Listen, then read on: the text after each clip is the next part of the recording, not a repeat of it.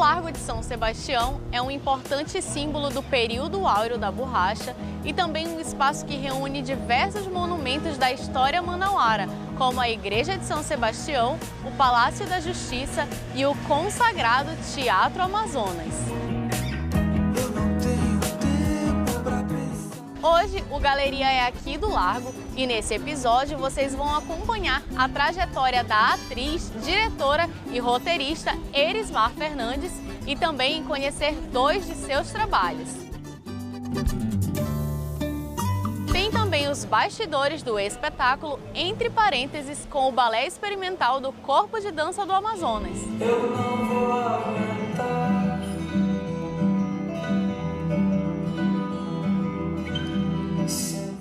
Não sai daí, o seu programa de cultura já está no ar.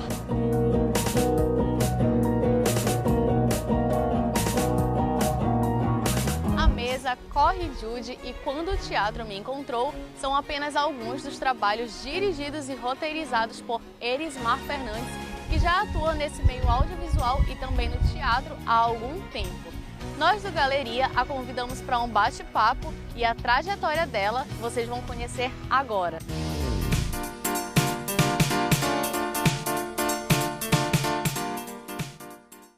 Nós já estamos aqui com a Erismar Fernandes, que a princípio foi convidada a participar do Galeria para falar sobre o trabalho dela voltado para o audiovisual, mas aqui batendo um papo eu acabei descobrindo que vai muito além disso. Mas antes da gente contar para vocês, bem-vinda ao Galeria, Erismar. Eu que agradeço, estou muito feliz de estar aqui hoje, obrigada pelo convite. Então, Erismar, quer dizer que tu começou os teus trabalhos voltado para o teatro?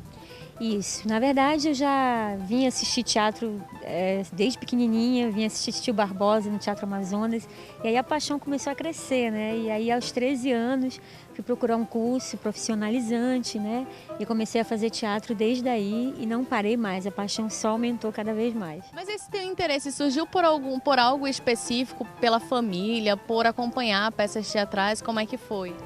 A minha mãe, na verdade, gostava muito de eventos culturais, então ela sempre ia para teatros e circo também. E aí a gente sempre ia com ela desde pequena. E aí ela começou a implantar na gente esse desejo, esse amor pela arte. E foi a herança assim que ela deixou para mim, né? Olha que legal! E a partir daí passou também a ter interesse pelo audiovisual. O audiovisual entrou na minha vida, na verdade, em 2008. Através de uma participação que eu fiz numa minissérie chamada De Galvez a Chico Mendes, da Rede Globo. E daí eu fui fazer um curso com o Lupe, da Lupe Produções. E daí comecei a conhecer essa galera do cinema e comecei a participar dos eventos, festivais que haviam na cidade. E aí comecei a produzir em 2010 e logo de cara já fui levando o prêmio de melhor curta de animação no Festival do Minuto com o Fio da Ponta. E no mesmo ano levei o melhor filme também no Festival Curta 4 com o Curta Anjo, que foi a história de uma palhaça que trabalhava como doutores, animadores em hospitais, né? Para tentar amenizar ali o sofrimento das crianças, animá-los, né? Então daí veio a ideia de construir o filme Anjo. Você tem assim de cabeça quantas produções você já realizou? Quantos curtas você já dirigiu? Direção, acredito que deve ter uns 8, acho que por aí, uns 8 a 9 curtas que eu trabalhei. No geral, né? Porque também trabalho como figurinista, também como assistente de direção, preparadora de elenco. Voltado para esses trabalhos audiovisuais, o que você está mais acostumada a fazer? A dirigir, roteirizar, produzir? A gente acaba fazendo um pouco de cada coisa, né? Mas eu gosto mesmo de atuar. Mas se tiver alguém para dirigir, eu prefiro ficar só na atuação. Além de tudo isso que a Erismar Fernandes faz, ela estava comentando que tem um trabalho além também, que é muito legal. Conta pra gente, Erismar. Eu sou professora de teatro, né, para idosos, então já estou trabalhando com isso há uns 7 anos.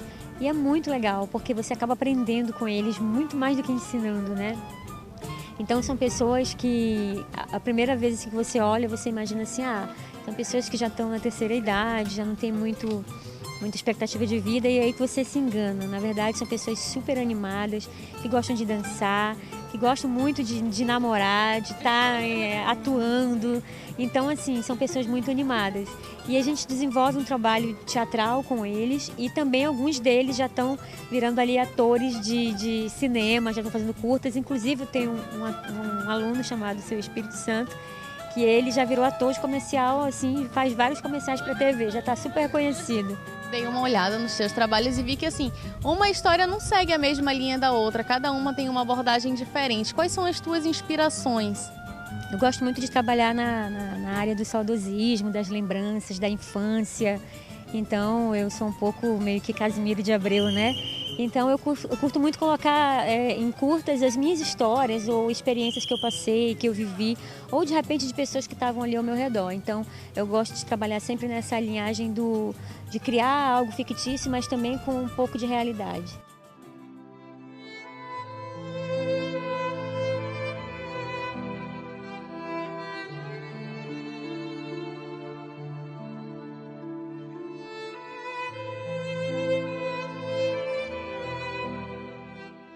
Agora eu tenho uma super dúvida, Erismar. Você, como profissional, consegue acompanhar um filme ou um espetáculo teatral sem criticar ou sem analisar tecnicamente? Confesso que é um pouco difícil. A gente até tenta, mas a gente acaba analisando. Olha que legal, olha esse ângulo, olha como foi feita essa cena, olha essa interpretação, eu acho que eles usam esse efeito. Então a gente acaba sempre olhando para esse lado. E para esses trabalhos, Erismar, tem aquele ídolo que você adora o trabalho? No cinema tem, né? É o John Travolta, não é mistério para ninguém, todo mundo que me conhece sabe.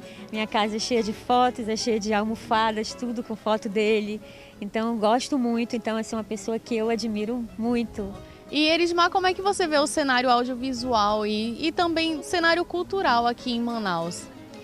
Eu vejo que nós temos muitas pessoas nessa área talentosas demais e acredito que tem muita gente que está aí vivendo disso hoje. É difícil, alguns ainda não conseguem viver disso, mas faz por amor. E assim, eu gostaria que fosse mais valorizado, mais investido. Tem editais, mas às vezes a burocracia é muito grande e para a gente tentar conseguir esses editais é um pouco complicado. E até mesmo, por exemplo, eventos de teatro, essas coisas, a gente às vezes não tem espaço para ensaiar, às vezes é difícil conseguir, às vezes a gente consegue, às vezes não, mas a gente vai levando, né? Porque eu acho que o amor ele está acima de qualquer dificuldade, e o amor pela arte que a gente tem é muito grande. Segura aí que a gente vai para o intervalo, mas no próximo bloco a gente volta para falar de 2 dos diversos trabalhos da Erismar Fernandes. A gente volta em 1 minuto.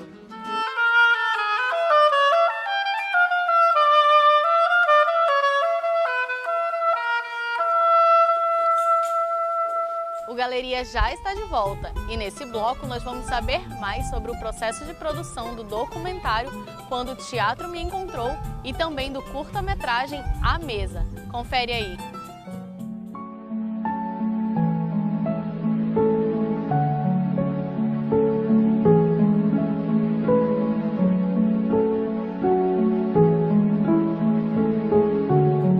Agora, Erismar, nós vamos falar sobre 2 das tuas produções, né? Eu queria que a gente começasse pela Mesa. Vamos começar contando a história, né? A ideia de fazer o filme da Mesa veio no velório da minha mãe. Então, enquanto nós estávamos ali no velório, eu percebi que a mesa onde ela estava sendo velada era uma mesa que já estava acompanhando a gente há muito tempo. E daí eu fui procurar saber a história, tudo que a gente já tinha passado ao redor daquela mesa. E daí veio a ideia de fazer o curta. A ideia ficou guardada durante alguns anos. Depois de 5 anos eu perdi o meu pai também. E aí veio a ideia de vou fazer um filme sobre a história do meu pai, onde a mesa vai ser a protagonista. Mas quanto tempo você levou desde o processo de produção até tudo ficar pronto? 1 ano mais ou menos, 1 ano e alguns meses. Nossa equipe era composta por 4 pessoas na produção.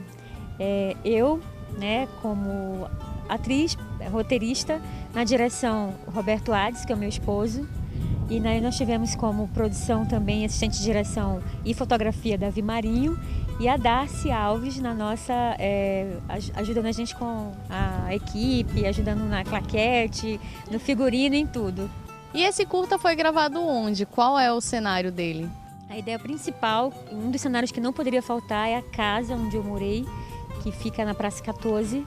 Nós fomos atrás da casa e a casa hoje ela está abandonada, então nós gravamos somente na fachada da casa E a parte dentro da casa nós fizemos em uma outra locação e foi depois uma montagem muito louca e quem está assistindo não sabe disso, né?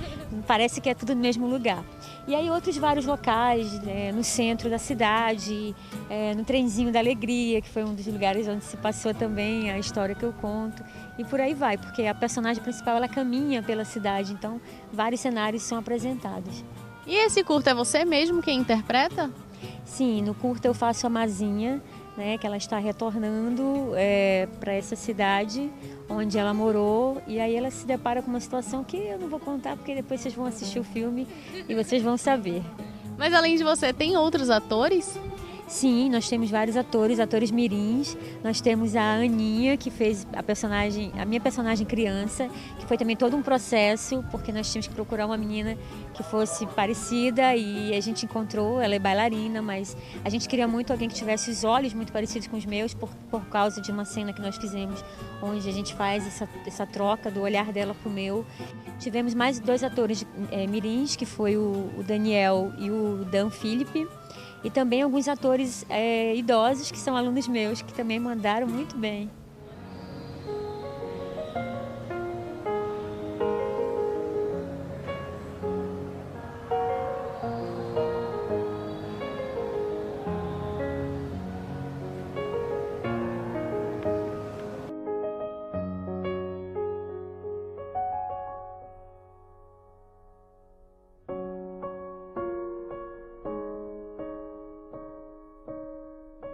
Mãe, depois do batizado, eu posso comer a hóstia?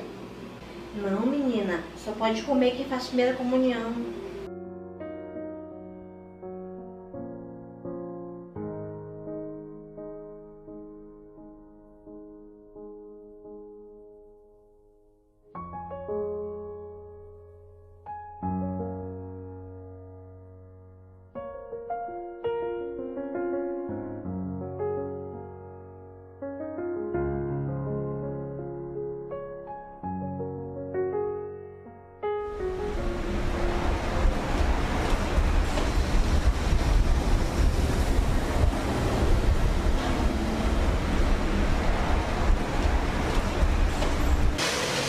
O que a senhora vai querer?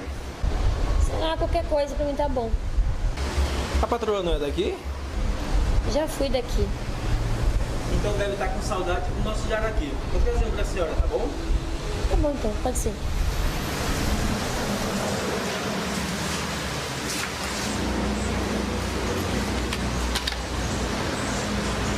A senhora gostaria de beber alguma coisa? Não, só isso. Bom apetite.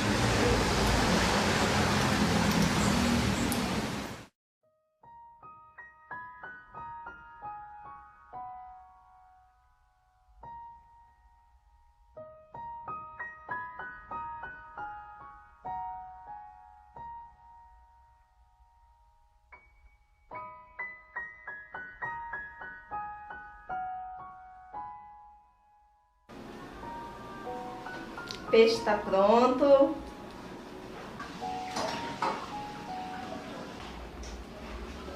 Que peixe é esse, pai?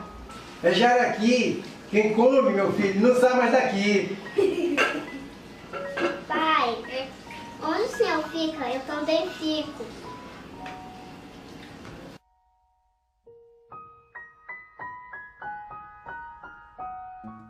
Agora a gente vai conhecer a história do documentário Quando o Teatro Me Encontrou. Erismar, é uma história pessoal? Na verdade, eu sou professora de teatro para idosos, já tenho 7 anos, e eu ouvia muitos relatos deles, de como a vida deles tinha sido transformada através do teatro, o que tinha melhorado na vida deles. Então, um dos casos que eu acho muito interessante é o caso do seu Amaury Santana, que hoje ele é um grande ator, aluno meu, e o Amaury, ele estava sofrendo com alguns problemas de alcoolismo quando ele começou a fazer teatro. E através do teatro, ele conseguiu se libertar. Hoje ele é uma outra pessoa. Hoje ele inclusive até dá palestras, né, para pessoas ainda dependentes e virou um grande ator. Tudo isso através do teatro. Funcionou como uma técnica terapêutica então, né? As pessoas que participam desse documentário foram muito abertas, aceitaram de primeira participar ou ficaram um pouco retraídas? Eles aceitaram de primeira, eles são ótimos assim, atores, eles gostam muito de estar na mídia, de estar dando entrevistas, são super animados, às vezes até mais do que eu. Então, até ficaram chateados porque nem todos entraram e ficaram chateados porque não participaram, alguns, mas são super abertos, eles gostam mesmo de contar experiências da vida deles. E o interessante é que esse documentário já tem mais ou menos uns 3 anos, 4 anos, e alguns idosos que deram depoimento já faleceram, então ficou aí de lembrança também a experiência de vida deles pra gente. A gente sabe que o cenário audiovisual aqui em Manaus tem crescido cada vez mais, né? Mas a gente ainda enfrenta alguns obstáculos. Para você, quais foram os maiores obstáculos na gravação dos seus produtos? Como eu falei, né, às vezes a gente não consegue editar o patrocínio. Então, assim, eu posso falar por mim. Todos os curtas que eu produzi, que o meu esposo também produz até hoje, todos são independentes. A gente acaba tirando do nosso bolso, investindo, contando com a ajuda de colegas, de parceiros, pessoas que acabam cedendo sua casa para fazer de cenário. Então, nossa maior dificuldade é o incentivo mesmo. Existe hoje em dia, mas não é tão fácil a gente ter esse acesso ainda. Não é tão acessível, né? E as pessoas de casa que quiserem acompanhar os seus trabalhos, como é que a gente faz? Tem eles disponíveis em alguma plataforma? Nós temos, na verdade, o canal, meu esposo tem um canal onde ele disponibiliza, né, chamado Café e Mistérios. E aí, nesse canal, você pode estar aí tendo acesso a alguns vídeos, né, que foram produzidos pela gente. Mas é claro que a gente aqui do Galeria não ia deixar vocês de fora e a gente vai colocar aí um trechinho dos produtos da Erismar Fernandes para vocês acompanharem. Dá só uma olhada. Quando as minhas mãos começaram a tremer, os meus olhos já não enxergavam tão bem. O meu rosto trazia as marcas do tempo. Alguns me deixaram de lado e já nem acreditavam tanto em mim. Eu quase me perdi, mas o teatro me encontrou.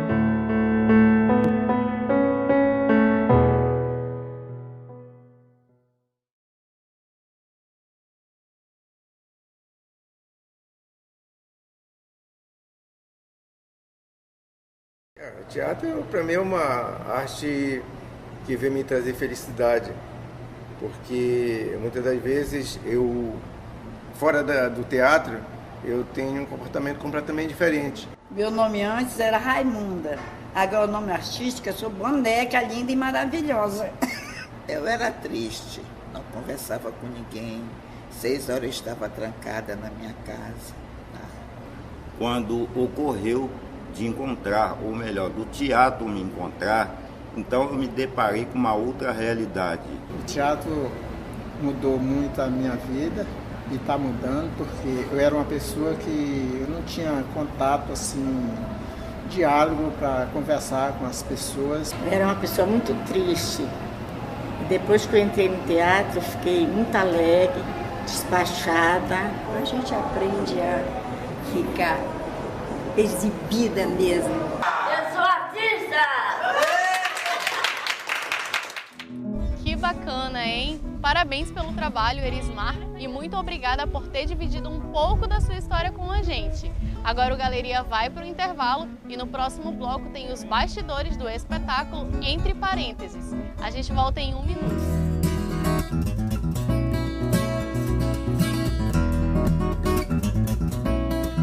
Obras do poeta amazonense Anibal Bessa foi a inspiração para o espetáculo Entre Parênteses do Balé Experimental do Corpo de Dança do Amazonas. E nós viemos até aqui, o Teatro Amazonas, para saber tudo o que rolou por trás das cortinas antes da apresentação.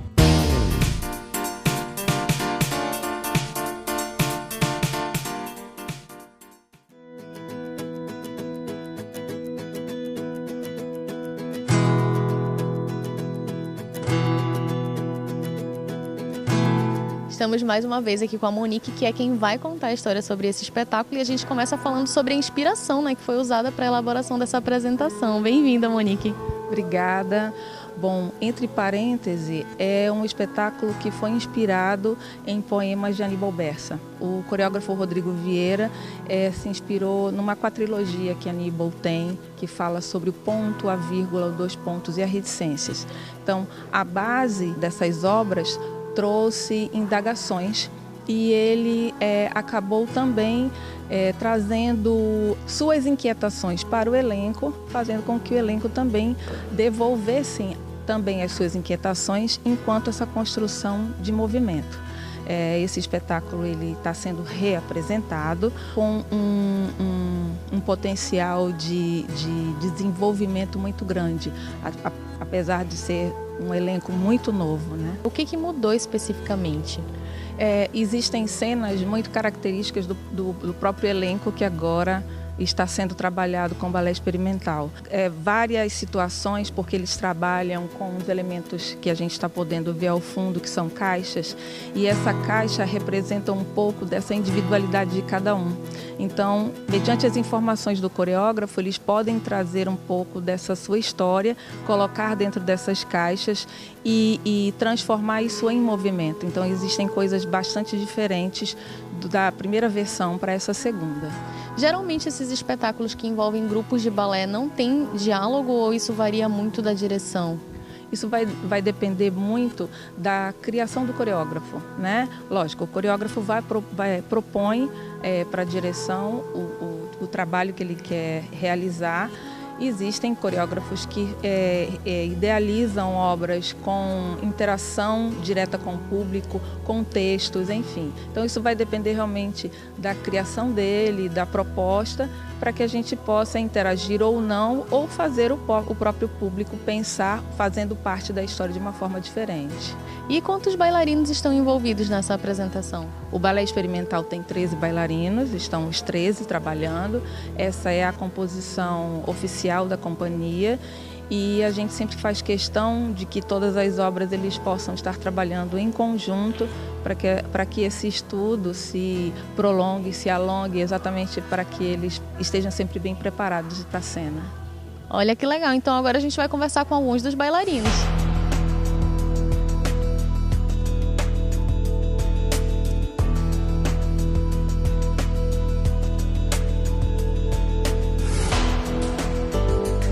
Nós estamos com 2 bailarinos do Balé Experimental do CDA, um que já participou das outras leituras desse espetáculo e uma que está entrando agora, né? A primeira vez que vai participar desse espetáculo. Remilton, eu queria que você comentasse com a gente o que você notou de mudança. Tudo é novo, apesar de ser um espetáculo já antigo do balé, mas a comunicação entre os corpos são novos, então a gente trabalha com páginas e duetos novos, então a gente acaba se comunicando de uma forma diferente daquilo que já foi feito.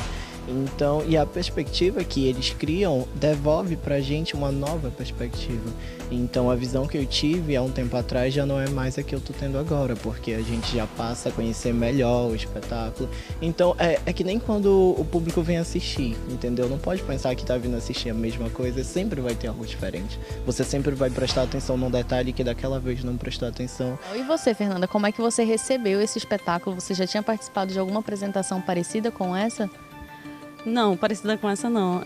É bem complicado, assim, porque já era um espetáculo que já tinha sido montado com outras pessoas, mas como o Remilton falou, a gente vai chegando e aí a gente vai adaptando aquilo para o nosso corpo, vai dando a nossa leitura e aí a gente vai se descobrindo, né? Esse espetáculo ele tem uma construção de personagem muito forte, então a gente descobre como que a gente vai construindo isso no decorrer das cenas, assim, de que forma que eu consigo representar aquilo da minha forma, né?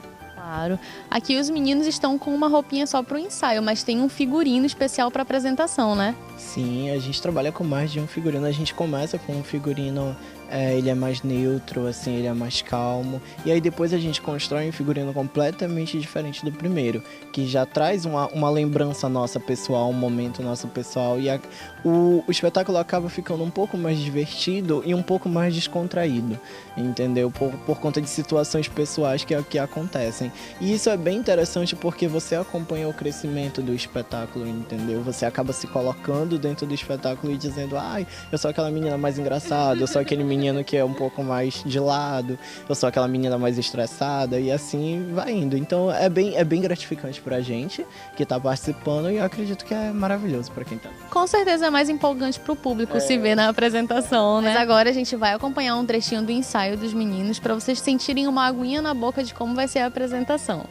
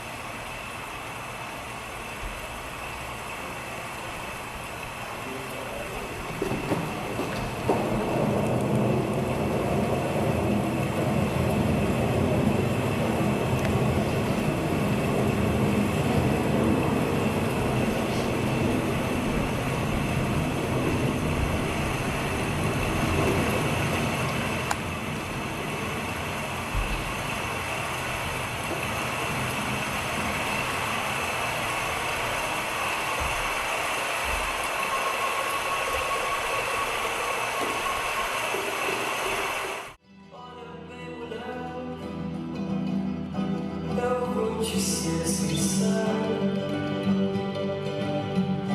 eu tô com uma vontade danada de te entregar todos os beijos que eu não te dei. Eu tô com uma saudade apertada de dormir bem cansado e de acordar do teu lado pra te dizer que eu te amo. Eu te amo demais.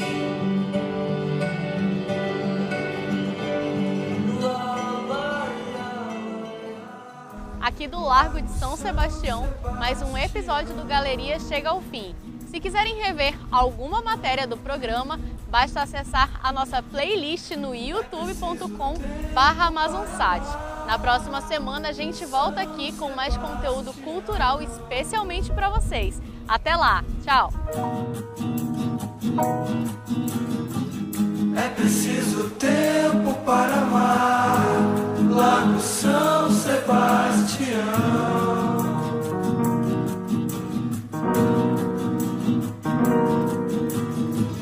É preciso tempo para amar.